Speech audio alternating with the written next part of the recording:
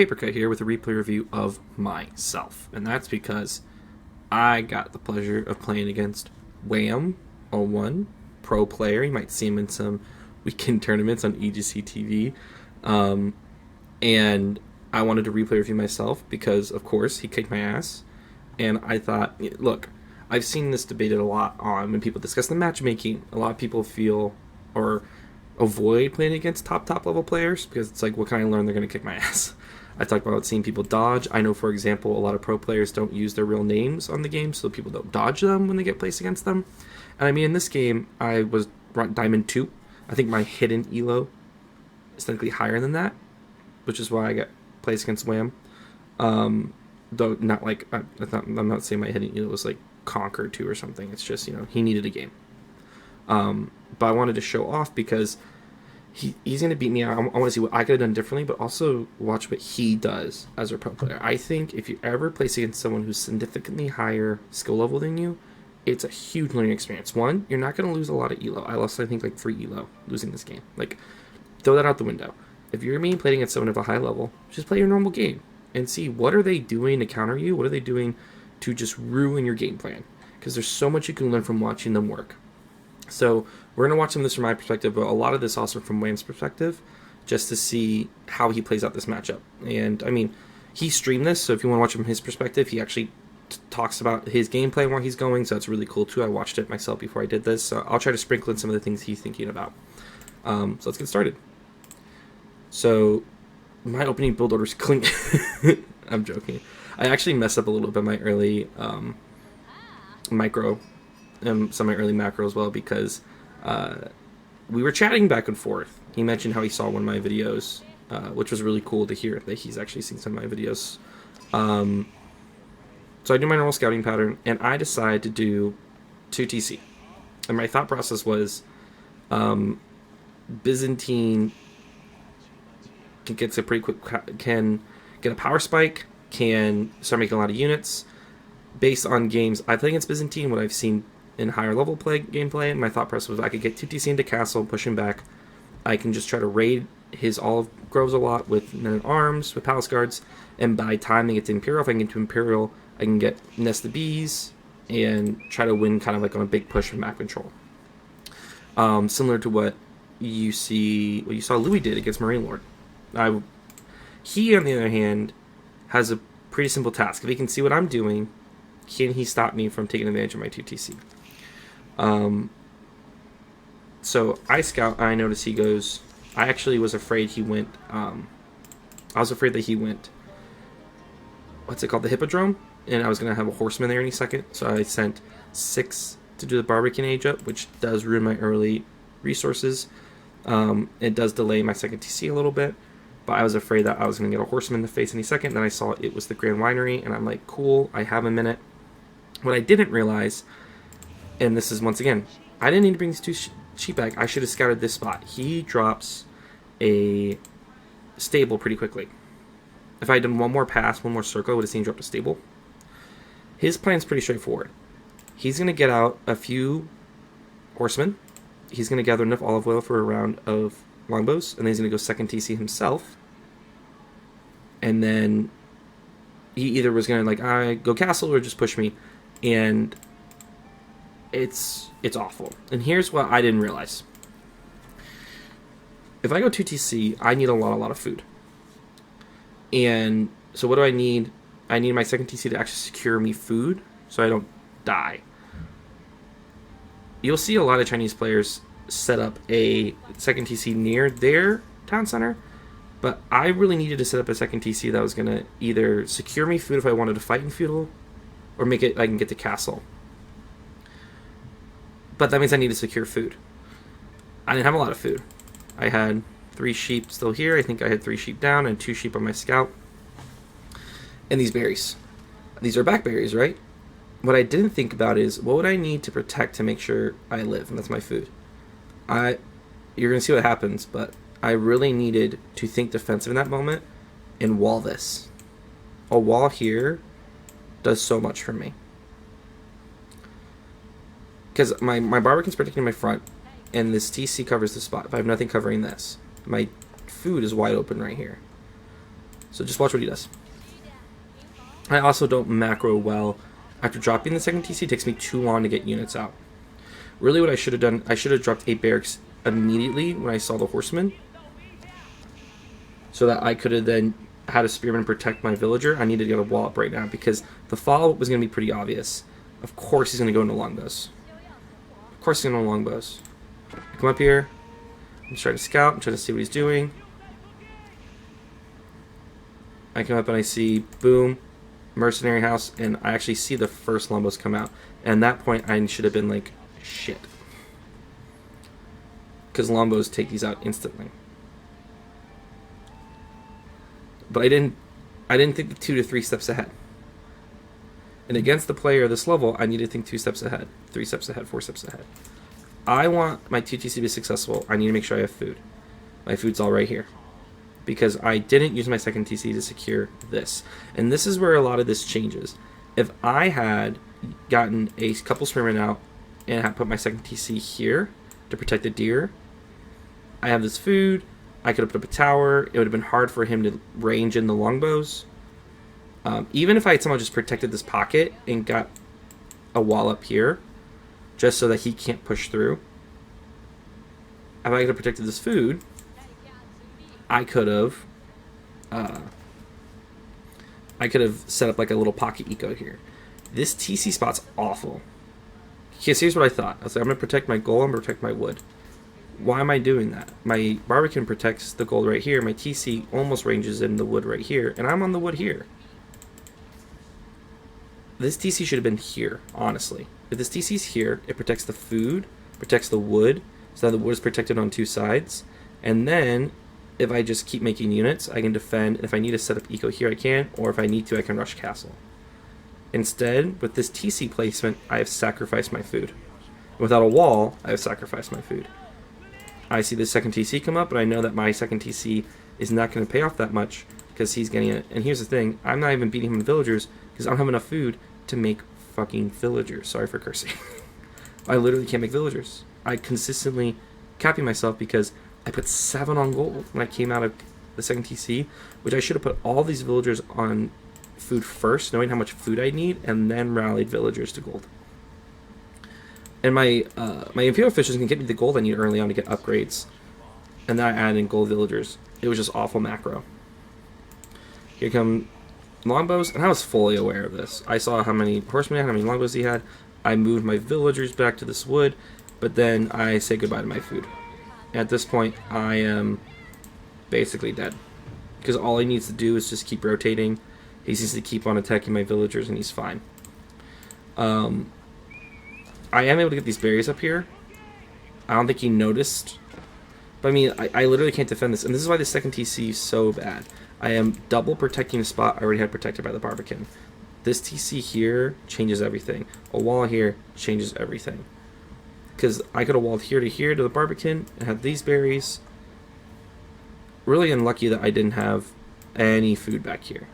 But even then, if I could just consistently make villagers, because he was also consistently making villagers in 2TC, so our food amounts were similar, I could have got up an early granaries, I could have rushed castle even something, but without any food, and I'm just stuck on berries, I just never have enough food. Which also wastes a second TC.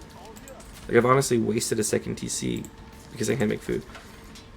And here's the thing. He recognized this from the jump. Like, he saw the map, he scouted, and he realized he's going to he saw me go stony, he's going to second TC, and then he goes, oh, where's this food? Literally right here. Deer, boar. Okay, if I can cut this off, I'm good. He's like, if I cut this off, I'm fine. He even goes, what do I do here? I just keep rotating. He doesn't have any food.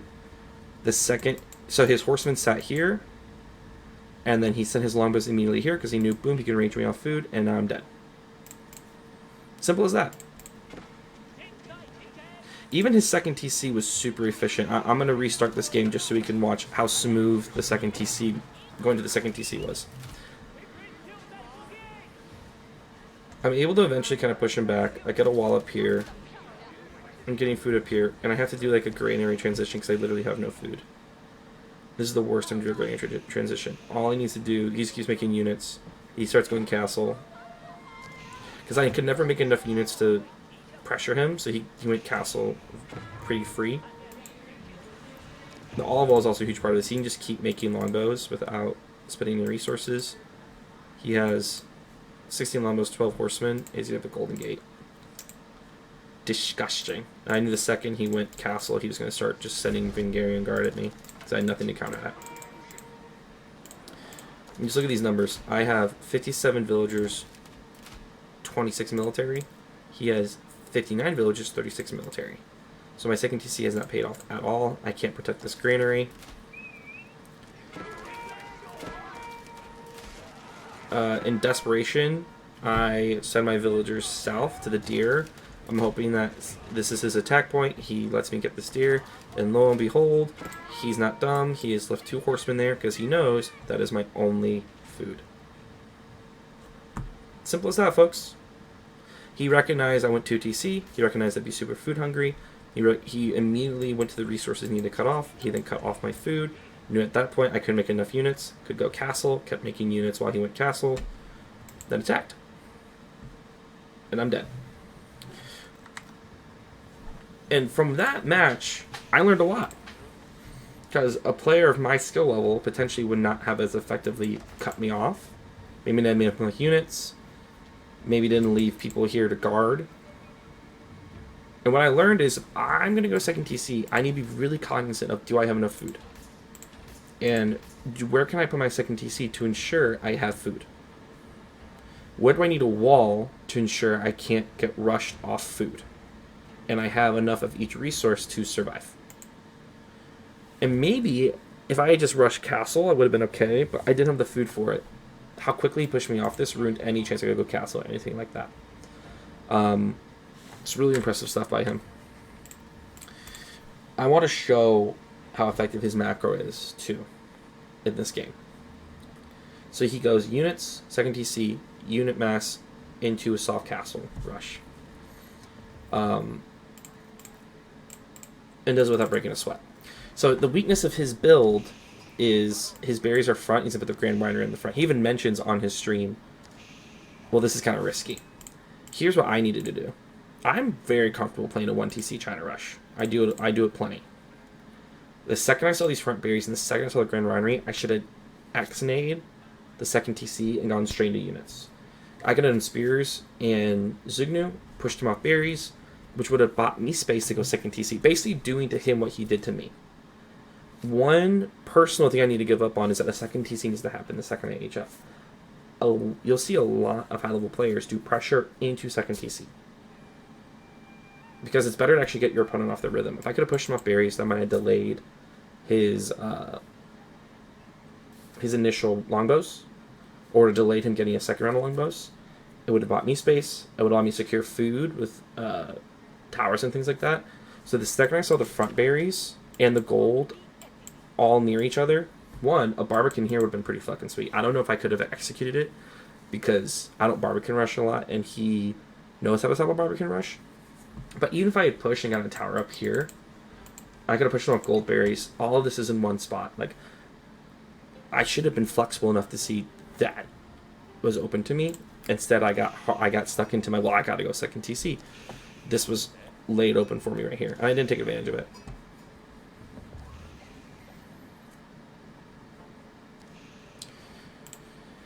Pages up.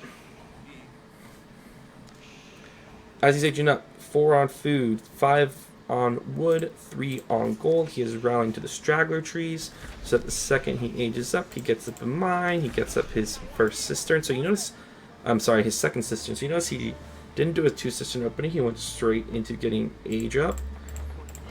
He immediately gets up a stable, puts all the villagers on the age up onto berries. So now he's getting olive oil. He has maintained 3 on gold and immediately got horticulture, so that he could get olive oil faster. And he went double broadaxe, so he could get wood faster to get olive groves. Makes complete sense. Resources are basically zeroed out, so you know he's being really effective at spending his resources. The second he gets the stable up, he has the resources to make a horseman. No delay. He instantly got the stable down, instantly got the horseman down. He gets at the mercenary house, immediately buys the contract. Scouts out, I'm going on stone, sees the stone and goes, okay.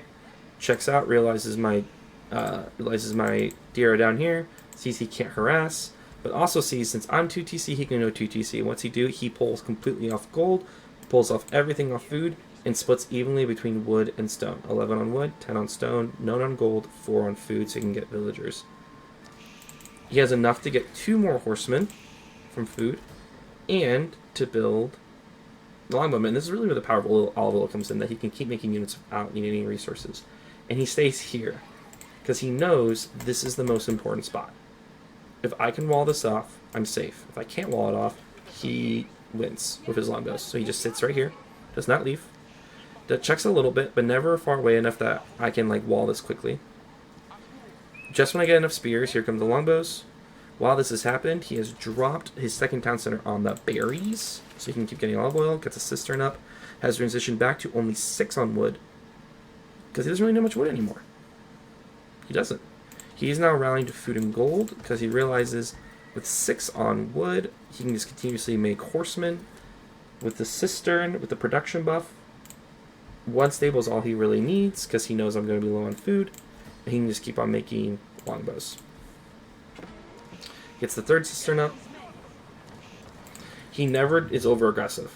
He just picks and walks, picks and walks. He knows that I can't actually push him right now, so he's just going to keep grabbing villager pulls. He splits out onto other berries. Notice that all of his food villagers are not on one set of food. Food villagers, food villagers, food villagers. So that he is never, if I somehow get a raid off, he's never out of food. Starts getting olive groves up. Once again, look at this macro. 7 on wood is all he needs, because all he's making is horsemen, which only require 20 wood a pop. Olive oil gets in the longbows. He gets the arrow upgrade. 7 on wood is perfect for him to keep getting olive groves. Now he's just getting food and gold. Absolutely disgusting. I notice I overgather wood so often. I either overgather wood or overgather food, because I'm not really thinking about the units I need to make. He knows horsemen only take 100 food, 20 wood, so he just needs a shit ton of food. Also, because he's on 2TC. So he can naturally go into a golden tower while he's just consistently making horsemen, consistently making longbow. He never needs to overproduce. He gets a safe castle. He puts up a tower just in case, just for vision. Knows that there's only one place I could get food, so he attacks on this side, leaves 2 horsemen behind, on guard.